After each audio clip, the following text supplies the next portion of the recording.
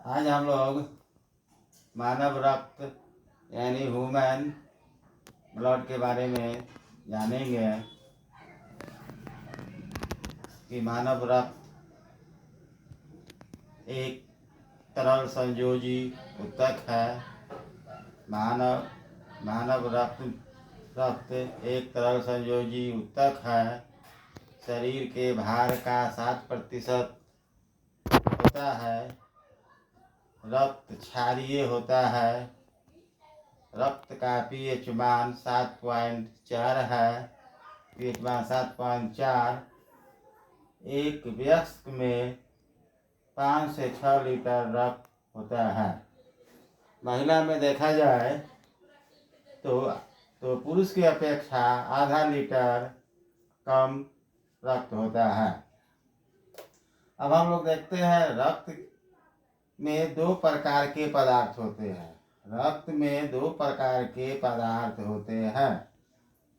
पहला हो गया प्लाज्मा, दूसरा हो गया रुधिराणु। अब हम प्लाज्मा के बारे में जानेंगे। प्लाज्मा यह अजीवित तरल भाग होता है। यानी प्लाज्मा जो है अजीवित तरल भाग है। इसमें 60% प्लाज्मा रक्त में 60% होता है। प्लाज्मा का 90% भाग जल होता है। प्लाज्मा का 90% भाग क्या होता है? जल होता है। प्लाज्मा का 7% भाग प्रोटीन है और 0.1% ग्लूकोज है। शेष अन्य पदार्थ है। प्लाज्मा कार्य पचे हुए भोजन एवं हार्मोन को शरीर में संवहन का कार्य करते हैं। यानी पचे हुए भोजन और हार्मोन को पूरे शरीर में संवहन के रूप में भेजते हैं। प्लाज्मा। सेरम क्या है?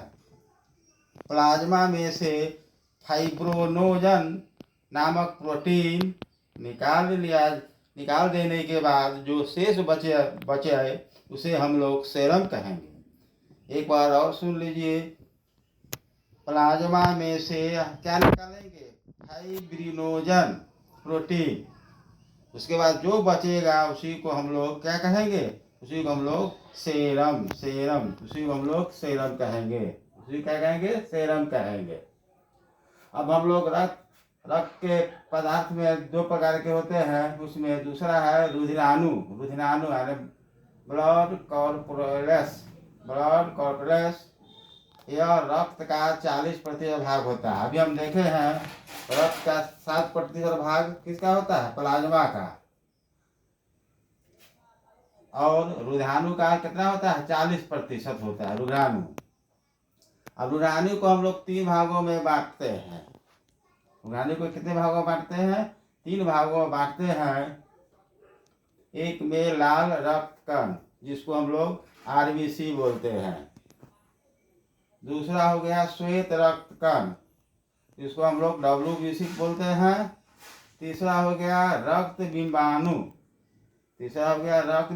जिसको हम लोग ब्लड प्लेटलेट्स कहते हैं।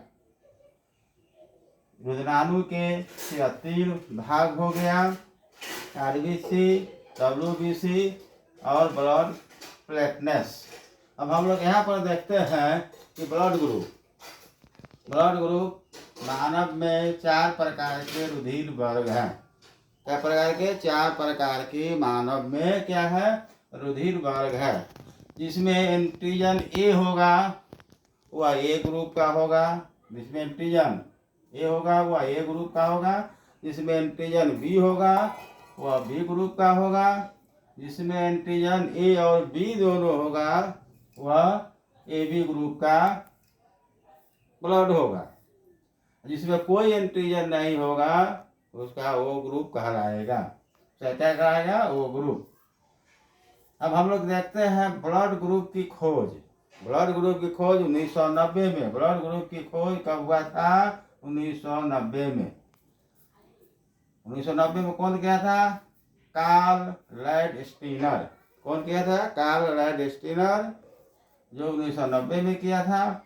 इनको नोबेल पुरस्कार भी मिला हुआ है। यह भारत का विश्व का सबसे बड़ा पुरस्कार है। इनको नोबेल पुरस्कार मिला है 1930 में। किस क्षेत्र में? ब्लड ग्रुप की खोज में। यह भी परीक्षा में पूछे जाते हैं। एंटीजन के बारे में परीक्षा में पूछे जाते हैं। ए बी में कौन एंटीजन है, किसमें एंटीजन नहीं है, यह प्रश्न पूछे जाते हैं।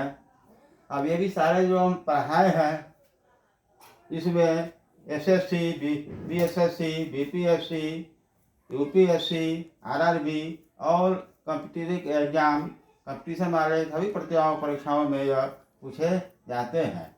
आप लोग इस चैनल को देखिए, सब्सक्राइब कीजिए।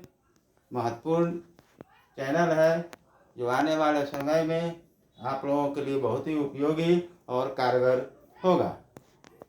धन्यवाद।